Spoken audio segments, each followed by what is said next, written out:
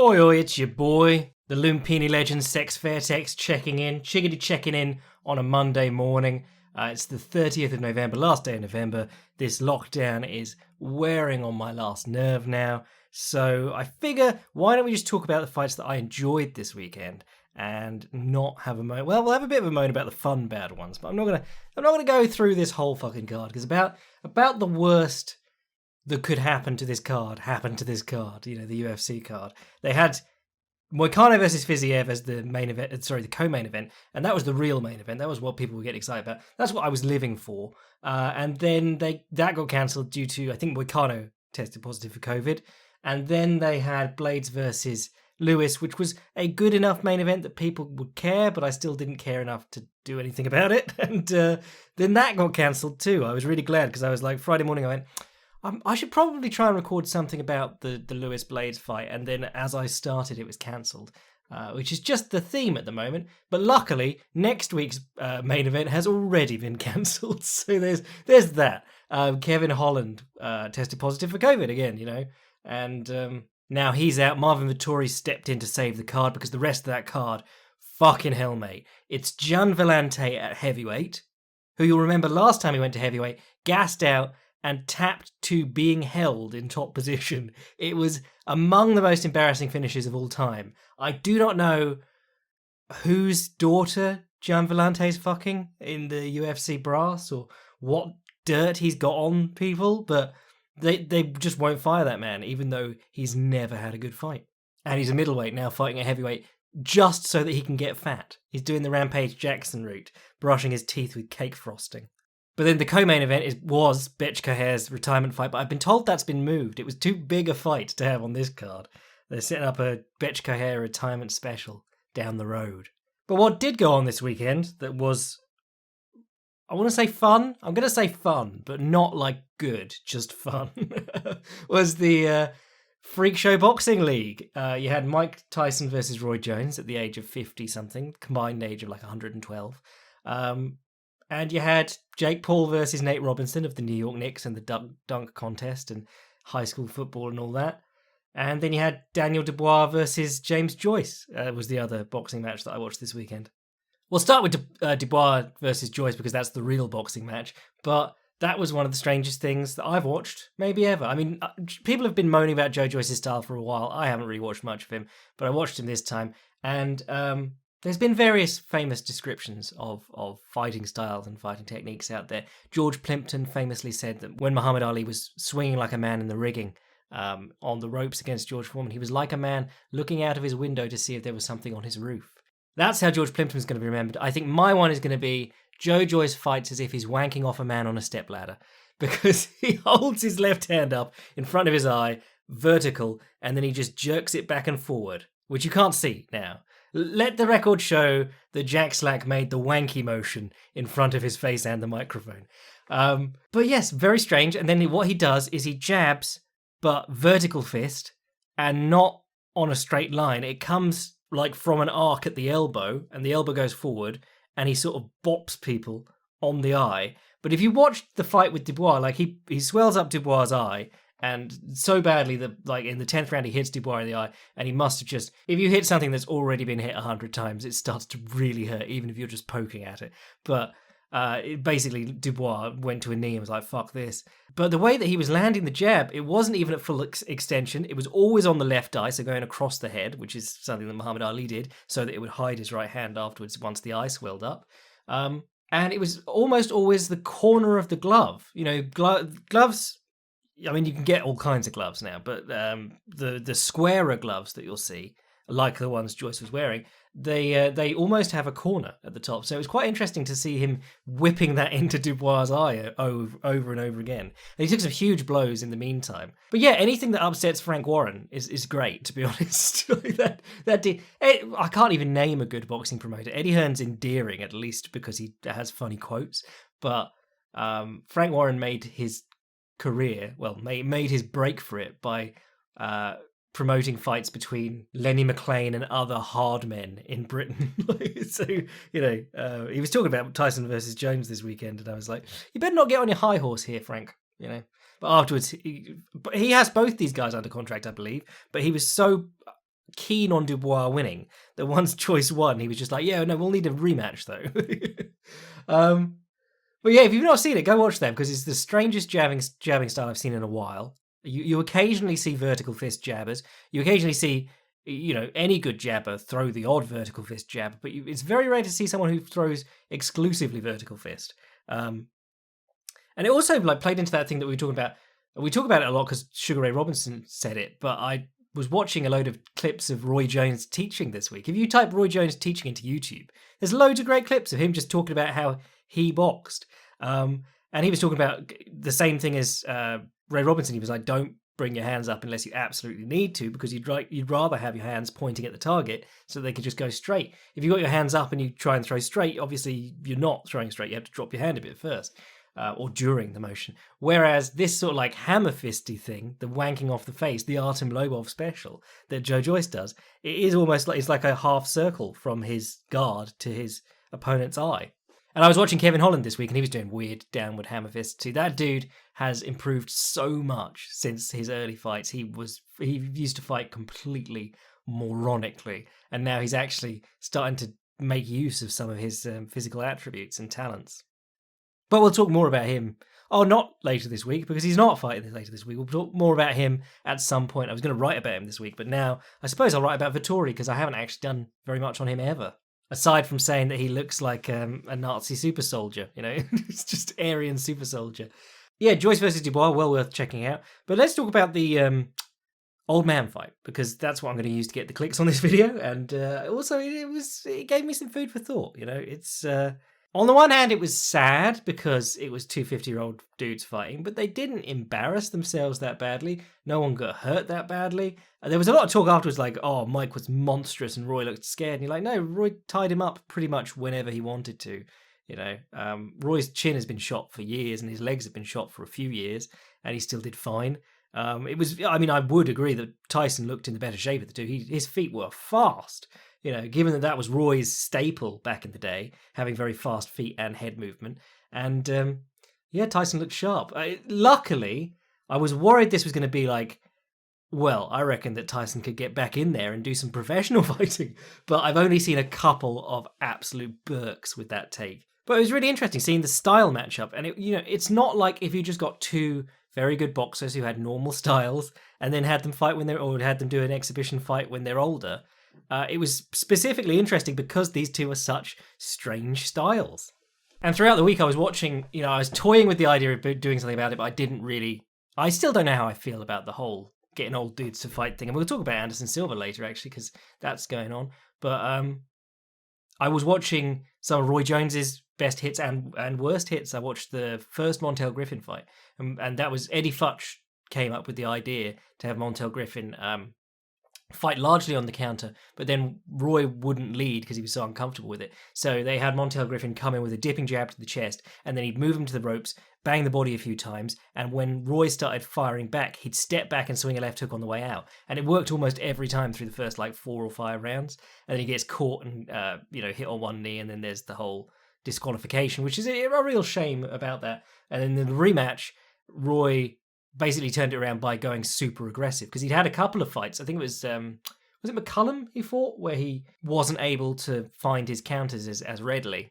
And so in this Griffin rematch, he comes out very aggressive. But Roy in the first fight's really interesting because so much of his game, both him and Tyson actually, so much of their game is their left hook. When Roy got on the scales, his left bicep was like twice the size of his right at this one. But both of them use it as a counter. Roy really liked to get guys reaching towards him, or he'd sometimes use it as a follow-up. He'd hook off the jab, but he threw a very, very short jab. But he threw against Montel Griffin, he's throwing his jab, but he's holding his left shoulder back the entire time. He's refusing to open up with it because he wants to come with the left hook afterwards. For all his incredible speed, and people being like, I don't understand how he does it, it's really interesting to look at Roy Jones's feet and shoulders and where they are when he's doing things. Like the right-hand lead, the whole thing was like, how does he get his hand all the way across both shoulders in the time that it takes most people to jab? Well, the secret was that a lot of the time he was standing very square to do it, and he believed that the right hand loads up the left hook. He just poked it like a jab. And if you watch him training dudes nowadays, he goes, just pop it from there, and then come with the left hook afterwards. But the other thing is like he's always got his hips or shoulders squaring up slightly and then bouncing back. It's more between like squared and almost squared than it is between like side on, like you would to box traditionally. Well, it's more bladed, not side on, unless you're Tommy Loughran or Floyd. But the other thing that he does is he gets on the ball of his back foot before he throws his right hand. So his basically his hips are already square, gets on the ball of his back foot, and then it's just leg, shoulder, and arm. There's not a lot of rotation of the hips. The ones he was scoring on Ruiz were just like that. So he's a really interesting case like that. And then, the other thing that he does a lot is he'd take almost a double collar tie and lean on the ropes and let the guy sort of bury their head in his chest. And then when he felt like they were opening up or he could sneak punches in, he'd just start flurrying.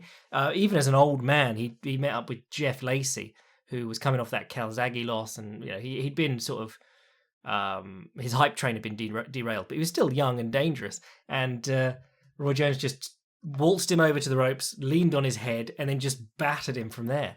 But as I was saying, so much of Roy's game was counterpunching and finding openings for the left hook, which is primarily a counterpunch. But if you do things like, you throw right-hand leads to set up the left hook, that works too. But Tyson's game, obviously, all about the left hook. And I was watching not so much young Tyson this week, because I've seen all those fights to death, but I was watching some Jose Torres, who was, in terms of like chronology of, I think in chronology of world champions, he was Castamato's second world champion. Floyd Patterson was the first. And then I was watching him fight someone on the Patterson-Johansson 1 undercard. And whenever you watch like Patterson or Torres, it's almost like a more honest version of Tyson. Like there's not as much going on. There's not as much pressure, definitely, but they got their hands on their chin, which is very weird for the time anyway. And I mean, it's pretty weird nowadays too. But they got their hands literally on their chin, and then they are waiting on the jab. Whereas Tyson, a lot of it was like he's moving in on you, and then you're jabbing out of panic. Jose Torres is out on the end of the range, just waiting for the jab, and then he bops his head inside and comes in with the left hook. And obviously the D'Amato style, the peekaboo stuff, focuses a lot on the inside slipping inside a jab, which takes you towards the right hand, but then you can either dip or slip a little bit deeper to get under the right hand if they throw the 1-2. Whereas the safe way of slipping a jab is to slip to the elbow side, to the outside, because it takes your head away from their right hand and you can move around their lead foot and shoulder. If there is a safe way, it's boxing, so there's not really a safe way. But and then in this fight, you saw Roy's jab was too slow. A lot of the time Tyson was slipping and coming inside it. But what you did also see was that something we talked about years ago when we talked about Ali versus Tyson, a hypothetical matchup, was that Larry Holmes had a very easy time holding Tyson for about 4 rounds. And then got caught. I think he got caught at range. Or on the way in at least. He didn't get Tyson didn't free himself and then bang Holmes out, as far as I can recall. But I do remember being very impressed that Holmes was doing what Ali did. The single collar tie and then the inside tie on the bicep and just leaning on him. And Tyson couldn't really work very well. And that's Roy wasn't doing single collar tie and an inside tie. The Ali style clinch, but he was tying up effectively and hitting with one hand when it was free. And Tyson wasn't really doing a lot on the inside. But we talked about that. I mean, we talked about that before. Like Tyson at his best is either you're covering up so that he can do double ups and things like that, like the right hook to the body, right uppercut, or move offline and come up the center with his left hook or his right hook from southpaw, or catching you on the way in, like guys reaching for him and him slipping inside and throwing the right hand across the top or coming back with the left hook. That's what Tyson really. That's where he hurt people. If you pulled him into the inside and you held him, he didn't have a lot of success. But his jab was always good. Like compared to someone like Jose Torres, I thought that Tyson's jab was very good. And he did a lot of that dipping jab. But yeah, the thing about Jose Torres was really interesting. He throws these like winding punches, but he throws them so fast because that was the whole D'Amato style. The thesis was you wanted knockouts and you wanted to be exciting. And the best way to knock people out is to get them opening up and counterpunch.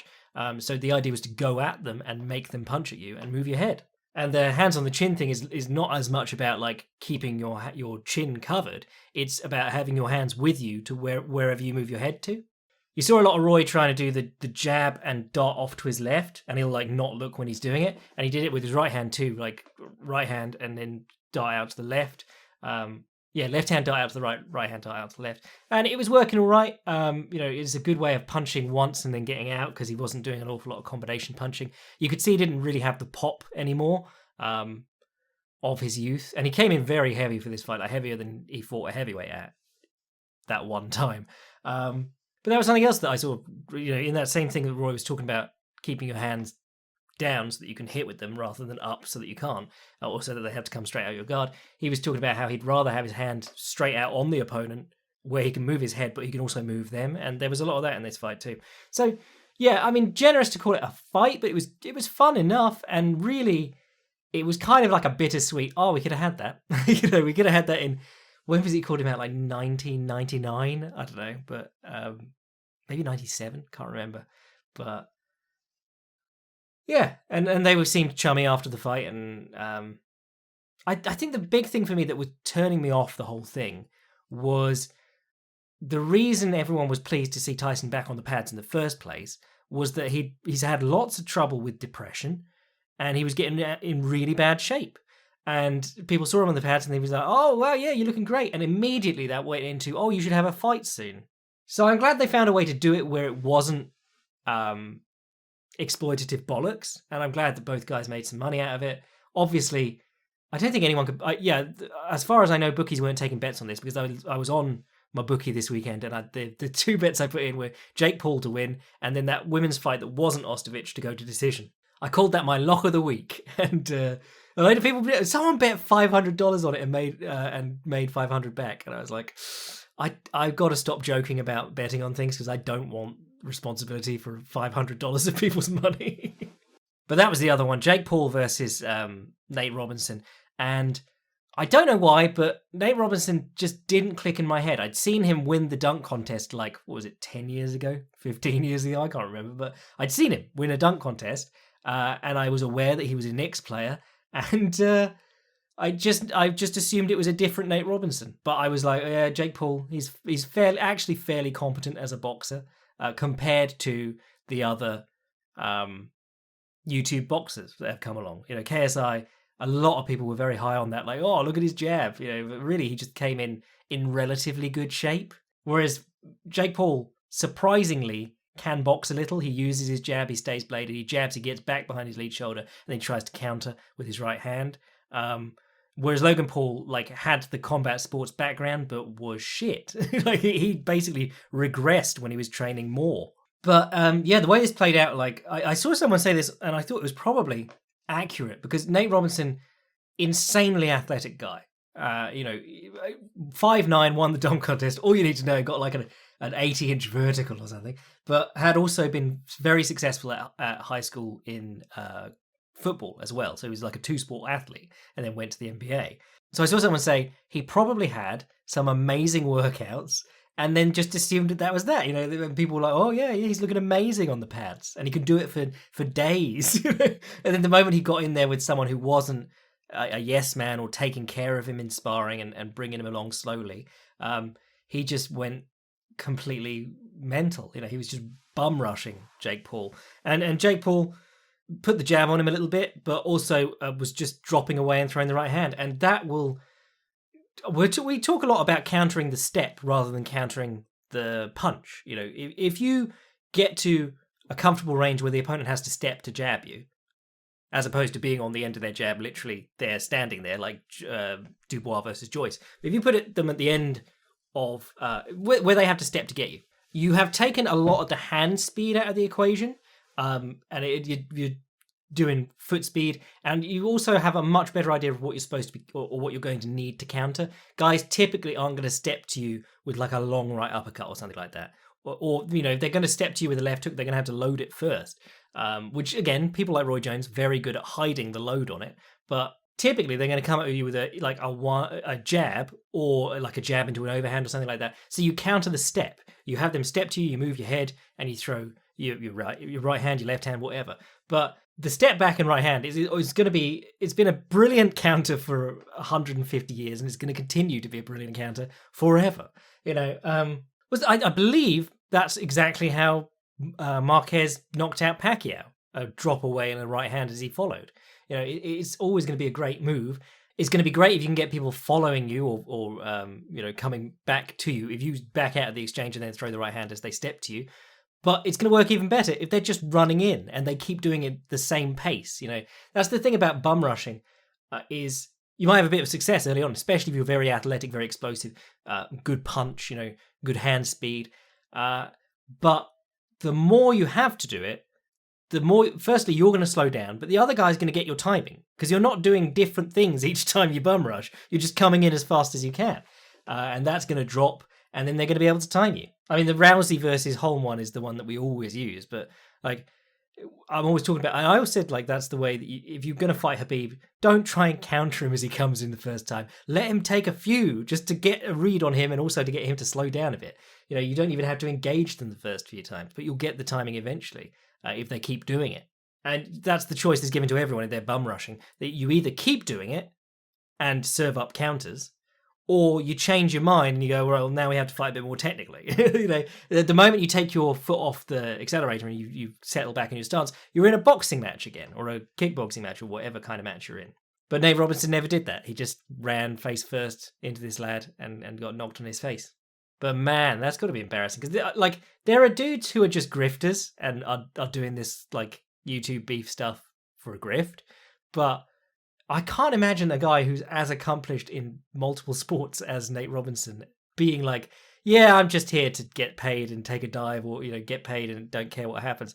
I imagine he would probably thought that he'd win this quite handily. So yeah, Jake Paul kind of scum, but actually can box a bit compared to the average person. Also, like NBA players generally. I mean, a 5'9" NBA player, bit of a rogue card there because he's not so gangly that he's terribly coordinated as throwing punches. But if you watch most NBA fights, dudes cannot throw a punch for love nor money. They can't control their levers in the ways that they want to. Manute Bol took a exhibition match at one point, and he had like the longest reach ever recorded on anyone doing boxing. But yeah, I mean that's why Tyson Fury is such an anomaly, because size does help a lot and height and reach does help a lot, but there has never been anyone Tyson Fury's size that I can think of who has had that level of skill that Tyson Fury does. Valiev did well just being a pretty dog shit boxer, but by being a giant. But Tyson Fury, actually good boxer and gigantic. But sorry, we were talking about NBA giants there, and certainly Nate Robinson is not one of them. But in terms of like the old man stuff, the freak boxing stuff, we are in an age of freak boxing and old man. We're in an age of like rampant nostalgia. It's like people realise that stuff's getting worse, so let's look back to how things were. Let's have Roy Jones and Mike Tyson fight. It's very strange, because Anderson Silva this week, basically every fight company except KSW, maybe someone else, but all the big fight companies came out and said they didn't want Anderson Silva. Now that could be a strategy because he's probably asking for a lot of money, and it also could be because he hasn't had particularly interesting fight. I mean, the Bisping one was good fun, but Bisping retired 3 years ago, so it's been a while. You're not getting... I don't know if he's that big a star anymore. And of course, he's on like he did beat Brunson technically, but most people don't believe that. So he's on like an 8-fight losing streak. And if you bring him in and have him fight Mousasi or something like that, and he wins, or, Mousasi fought Machida and didn't do anything, he was terrified of him, and genuinely not doing a bit now.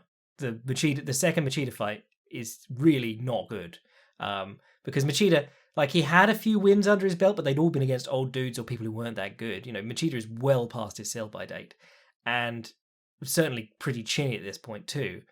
And Mousasi was terrified of him, terrified to do anything, which is ridiculous because the whole match had been put together to basically avenge Mousasi's loss to him and be like, oh, Mousasi's the best in the world now. So yeah, I mean, if Anderson Silva turns up on an 8-fight losing streak or whatever, and Mousasi doesn't fight him or just scrapes a split decision like he did against Machida, that's not a great look. But also the amount of money, I don't know if he's worth that as a business proposition in terms of how many viewers you'll bring in with him. Certainly not for these shows who aren't doing pay-per-views. But it's weird, saying you're not interested publicly is a strange way to get guys to lower their price. It's Certainly, if he were negotiating with the UFC right now and he was asking for too much money, Ariel Helwani would be reporting on all the matches he'd passed on. That's basically what they do. Dustin Poirier wants more money. Let me tell you what a bitch Dustin Poirier is. He's passed on this fight 3 times. Or Leon Edwards. Oh, he's passed on all these fights, I've been told, by the UFC. Genuinely, the worst part of boxing is rapidly becoming the worst part of MMA as well. So-and-so ducked so-and-so. Oh, really? Who do you hear that from? Oh, the people who are currently negotiating with him, trying to take a fight for less money than he wants. But KSW were talking about taking him, and that'd be fun, at least. You know, they can quietly convince him to take an acceptable amount of money that they're not going to bankrupt themselves doing. Him versus Khalidov would be awesome fun. Or him versus Narkoon if he wants to go up in weight a bit. Yeah, can't see why not. I think it's odd because like he was in a place where I was like, you can't be headlining shows with him anymore. You can't be pretending he's a top 15, top 10 guy when he hasn't picked up a win in so long, or at least a convincing win in so long. But equally, he's been competitive with a lot of these guys, including people like Israel Adesanya. Yeah, I think that's the problem. He's too good to put his name onto anyone or give anyone hype or a rub. But he's also, like, if you do beat him or knock him out, he's also really old and not won in forever. So he's been losing a lot, but too competitively to be washed, and losing too much to be useful as a boost for anyone you want him to fight. Yeah, it's odd. He's got himself in an odd spot. So Smith versus Clark, this event that was Blades versus Lewis, and I think Blades got COVID? Unfortunate, or tested positive for COVID at least. What did I enjoy on this? Sue Mudarij or Mudarji, Sue, we're going to call him Sue. He just sparked his man, Malcolm Gordon, whose nickname was Malcolm X. But the point of Malcolm X is to replace your second name. So if they read your name out and it goes Malcolm X Gordon, that makes no sense. But just lanced him up with left straights. He was about twice as tall as this guy, to be fair. He's a very gangly flyweight. But I was impressed by him. Anderson Dos Santos scored a gorgeous guillotine submission over Martin Day. Miguel Baeza is the one that everyone's sort of talking about from that card. He was sort of like the most important sort of rising star on that card. He was fighting Takashi Sato, who's been around in the UFC for a little while. Some people considering him like the next hope for a UFC title. It just in this fight he looked very one note. You know, it was just trying to land the rear hand and the back leg over and over again. And you know, I think people were hot on him because of the finish of who was it, Jason Witt in his last one back in June. But before that, like Bilal Muhammad had pretty much handled him. And this fight was like very one note on the feet until Baeza just decided, okay, well now I'm going to wrestle, and got him down pretty easily, and then just choked him out with an arm triangle. But I mean, that's a good win because his last one was against Matt Brown, and those sort of things. Like, I don't really need to see young prospects fighting Matt Brown or Carlos Condit or people like that right now. You know, I'd rather see them fighting other convincing welterweights who are currently on the way up. Parker Porter did his usual thing. Well, actually, he won one, which was good. But he's great fun to watch in terms of, well, maybe not great fun, but if you watch him throw a kick when he does, like, he's almost a completely square man, and he manages to turn his hip into his kick really well. But yeah, that fight was also not amazing. Bill Algeo beat Spike Carlisle. Spike Carlisle, who I call palette swap Crazy Horse. He's just Charles Bennett, but ginger and white. Did exactly what was expected. You know, just hulking out for the first round and a half, and then tiring out through the second half of the second round and the third round. But I thought he actually looked fresher in the third than he had in... was it Billy Q who beat him last time? My girl Rachel Ostovich lost, but man, Gina Mazzani worked her over. The finish was an awesome front kick to the body, and I believe it was with the toes, so dope that. But like the whole fight was just... She had James Krause in her corner, and she was just doing that stuff, taking her to the fence, taking her down over and over again. I mean, Rachel Ostovich's neck flexibility was her main asset on show in this fight over and over again. Because she'd get taken down and then put in like a half Nelson, and almost Princeton barred. And if you don't know what a Princeton bar is, it's because no one's ever been caught in one, as far as I know. It's where you, either with a full half Nelson or a full Nelson, from turtle, you'd put the opponent on the back of their neck and then push their body backwards over their head so their weight is neck cranking them. It's banned in wrestling. I think it's banned in jiu-jitsu. It's banned basically everywhere. But yeah, Rachel Ostovich managed to almost put herself in it 3 times by my count. And then she ended up on the bottom north-south, and she did the Marilyn Manson escape, which is where you fold yourself in half. And she got on the girl's back from being almost north-south choked. And everyone went, wow, great flexibility. But I just thought of the lads I was talking to on Reddit the other week who were convinced that women have better technique because they have to, because they train with men and heavier people. And like, no, are you training with women and just like hulking out on them as much as you can and they're still beating you? No. If you train with lighter people or people who are much weaker than you or women, typically there's a bit of give and take. You allow them to work. Like, I mean, I'm not the biggest guy in the gym either. If I work with the big heavyweight, a lot of the time he won't just smash me. He'll let me work a bit, but that's the gym. And then, it's not, you're fighting people your own size and weight. So the idea that like by working with heavier guys, I make my technique perfect and then I don't use any strength in my fights. So I just sent these guys a gif of Jessica Andrade being guillotined by Claudia Gadelha, picking her up and just throwing her off her neck. It's a fucking fight. Strength matters. Speed matters. I mean, if the Roy Jones-Mike Tyson fight didn't tell you anything, speed matters, strength matters, your physical attributes matter. Ability to fold yourself in half to get out of north-south, more of a physical ability than technical ability, and also sort of technical shortcoming by the top person. If someone's trying to invert out of north-south, typically you want to put weight into their hips. And I was trying to think of the last time I saw this. I've seen a load of women like invert weirdly out of bottom position. Like Jessica Penne did one back in the day in Invicta, where she, from bottom side control, she was holding the opponent's cross-facing hand, pushed it up, rolled herself over herself, and basically went to a crucifix by catching it over the opponent's back with her legs. And Liam McGeary used to do that a lot too. I think he did it against Tito. Certainly did it against Emmanuel Newton. The other one I can remember is Cynthia Cavillo versus, maybe it was Pearl Gonzalez, maybe I can't remember who it was, but she went for an anaconda choke, started to roll from like top of the turtle, but the other girl didn't go with her, so she rolled underneath her into like the bottom of north-south, but with the arm controlled at least, in this like head pinch. And then she decided she did the inversion to get on the girl's back, and it was actually really cool. And I thought, what if you could make that happen? That'd be very cool. I've never tried it, but folding yourself in half, very useful skill. Not just inverting, but like doing it over your neck.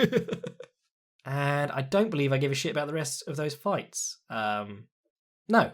So the other thing that I watched this weekend was Combat Jiu-Jitsu, which I have given a pretty hard time in the past, but I actually really enjoyed this one for some reason. That seemed to be the consensus, because I went and looked it up. I was like checking the BJJ subreddit going, this isn't normally this good, right? And the consensus was, oh, this is suddenly very good.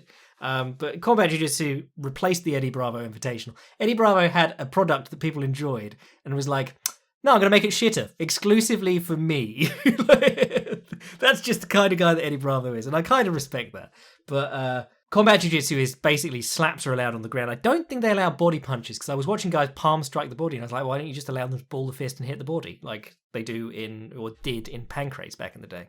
But this tournament actually had some pretty good names in. So Nate Orchard, who's always in like the 10th Planet stuff, but they had PJ Barch, the Butter Panther, who is a great wrestler with very, very slick back takes. Then they had Cade Rutolo, who is the brother of Ty Rutolo. I believe they're twins, but they've both done very well in recent years. I think it was Kai who went to ADCC and had a great match with Meow, and he had several great matches. But yeah, I mean, it's just like them, the Meows, the Nogueras. Being a twin is the best base for jiu-jitsu, because you've literally got an identical version of you, or almost identical in terms of virtually identical, who you can train with every day. So I'm going to try and convince my wife to have twins. But it was a really fun event. Like in the very first match I saw, Nate Orchard, it's on Fight Pass by the way, so go watch it. But Nate Orchard comes out and they're grappling on the feet, and Nate Orchard grabs his wrist and Kotegaeshis him, or Kotegaeshi. Kotegaeshi? Yes. The wrist throw, the Aikido throw, the bullshit thing that people try to do to you on their first day of jiu-jitsu if they've done traditional martial arts that doesn't work. But he did it, and he threw the guy. It was great. And then he did a nice reverse triangle and slapped the guy's head until he could submit him. But Ruotolo looked great. He was doing lots of 50-50 stuff, using his free leg on the opponent's face while he was doing it. He scored some nice leg drag passes. That's the other thing. Like, if you have combat jiu-jitsu and you allow strikes with the palms, but you don't allow up kicks when the top guy's standing, leg drags, certainly more, well, not just leg drags, but all that sort of standing over you stuff, much more viable. Or certainly, I mean, it's viable in MMA. I just meant like there's not really any risk coming back. Guys aren't going to hurt you with an upward palm strike while you're standing over them. Whereas you can get knocked out by a up kick pretty easily. And then the final, your boy Cade Ruotolo beats PJ Barch with the buggy choke, which is something that it came out and people were like, that's gimmicky bullshit, but it sort of came out again because Nino Shembri, who beat Sakuraba by fluke back in the day, he kneed him in the head, which is surprising. But Nino Shembri used to do lots of stuff from the bottom of side control where he'd try and like head and arm you from the bottom side control, both with the near arm and the far arm and the leg. And someone tried a near arm one, like with a headlock on this card. And you'll see a lot of that actually. Guys getting their near the arm that's nearest the opponent's hips from side control inside their cross-facing arm and sitting up to like wrap a headlock, like a head and arm throw style headlock. And Charles Oliveira did that to Kevin Lee and just rolled him over the top with like a little head and arm. Hani Yahya did it a load against Barzola, which is one of my favorite grappling performances, even though he lost. But someone tried to do a head and arm like that on this card from the bottom. But then later in the night, in the final, Ruotolo did a buggy choke, which is where you reach over the back of the opponent from side control with your head side arm, and you reach for your own leg, and then you triangle your legs over your arm and create like a choke, basically. But I'm actually coming around to it. I mean, I haven't been able to train forever because everything's fucking locked down in the UK. But when MVP fought Ross Houston, who nobody actually saw that fight because people decided they got sick of watching MVP fight bums just when they brought in Cage Warriors champion Ross Houston. And it wasn't a bad fight, but Ross Houston took him down in the first round.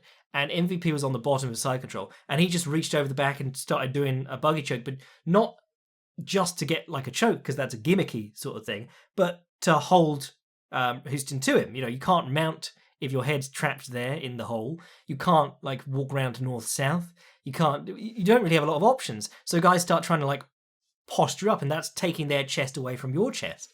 And it gives you room to move. And I think that's the value of the buggy choke. If guys don't respect it, you might choke them. If guys do respect it, they'll start moving and you have a chance to start moving too.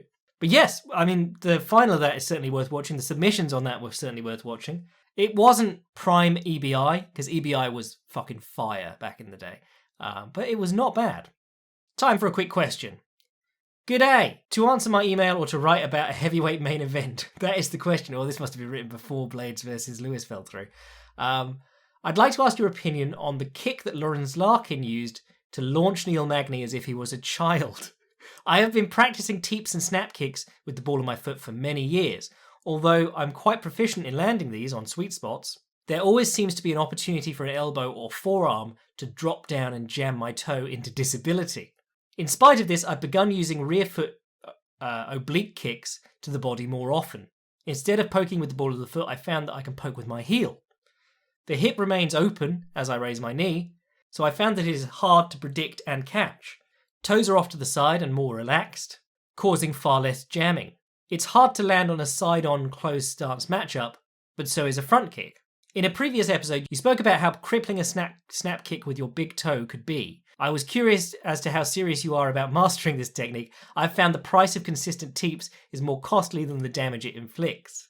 Although it's used in a slightly different way than the front kick, I found consistent success with this kick Larkin made available. I wondered your opinion on its effectiveness and potential for growth in the sport. Thank you, your faithful Patreon boy, Alex. Yeah, this brings me back to Boy Watch, Lawrence Larkin edition. Can't remember what Larkin's up to now. I think he's doing all right in Bellator at the moment, but he's always been a hit and miss character. But the Larkin kick, as I used to call it, is actually the way that he does it is kind of different to the way that you see some other people do it. So, like Rico Verhoeven started doing it a little while ago. He would jab and then pick his rear leg up and throw a front kick with the heel, pointing the toes out. That style that makes people think oblique kick, but heel to the body.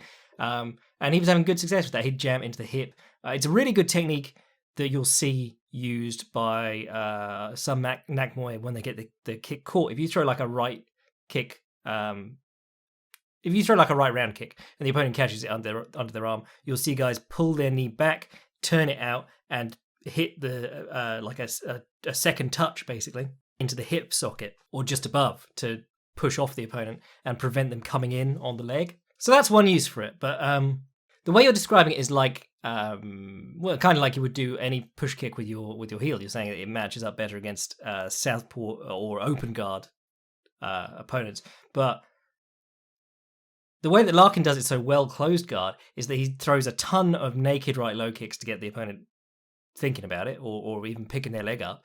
And then rather than pick his knee up and coil his leg and then thrust it out like you would a kick that you were trying to push with power, he brings his right leg to the outside of his body, almost just so that the opponent sees it going in their peripheral vision. And then he brings it in almost like not chambering it. He just pushes the opponent from the outside of their lead leg. Yeah, go watch the Magni fight again because that's a good example. But the way that he picks it up, it's like when Shogun used to jump over people's guards. You know, he'd bring his leg up beside him and jump so that the knee was the part going over the guard, bringing your knee up to your side. And that's kind of how Larkin brings the kick up, but without coiling the leg. It's a really quite a unique way of throwing what is not a particularly common kick to begin with. And as I said in Boy Watch, like it'll work better if the opponent's checking the low kicks, but nobody does that in MMA. So it's one of those moves that works better against the more technically sound opponents. Like we were talking about Valentina with a back kick counter, that she only really landed it, well, at least, on Joanna Jędrzejczyk, because that's the best technician she's fought. In terms of people using this, like a lot of people like the push kicks with the heel more, like Bas Rutten loved push kicks with the heel, and that was a lot of what he did in Pancrase, push kicking people to the fence with like a big stomp on the chest, and then, ropes, and then coming in swinging palm strikes afterwards. But I like the Larkin way of bringing it wide is a great one. And the nice thing about it too is that you can come in, if you bring it wide and high, you can come in on top of the opponent's elbow. You know, you're not going to, it's not like if you chamber your front kick and then you push it out straight, your foot is going to go up from where it began because it was below your knee. So you do have that chance of hitting an elbow on the way in. Whereas if you swing your leg in like Larkin does, swing it in wide, you're almost coming in above the elbow, or you can, should you want to. It's a strange kick, and I would love to see people using it more. I mean, it's part of the reason that I stay up to watch Lorenz Larkin fights, and then I'm always disappointed. Or 2 out of 3 times I'm disappointed. He's a very hit and miss guy. But that, like the way he reaches across and checks the opponent's lead hand from a closed guard position, the hug tornado he does to the lead leg when the opponent switches stances. There's so many looks on Larkin, and I think he's not going to be appreciated until after his time, to be honest. But in regard to your original question about whether it's viable, and I think it's very viable, and I think you're going to get more people noticing that, probably after Lorenz Larkin's gone. Cheers, Alex. Right, I reckon that'll do us for today. I'm going to get going and reviewing Marvin Vettori's career, because he's an interesting chap, and I think the way he's been going lately, we could end up in one of those situations where Israel Adesanya, their fight could be viewed in the same way that like a Holloway-McGregor matchup was, 2 guys who went on to very big things, meeting young, and one of them lost, so you sort of went, but then it turned out they were much better than you expected. So yeah, that'll be up for the Patreon boys. If you want to support the podcast, get in on the extra stuff we do, and just be a bro generally, sign up to the Patreon. If you want to see what I'm writing at any time, fightprimer.com, and if you want to send an email to the podcast, fightsgonebypodcast@gmail.com. I'm your boy Jack Slack. Wanky jabs bless.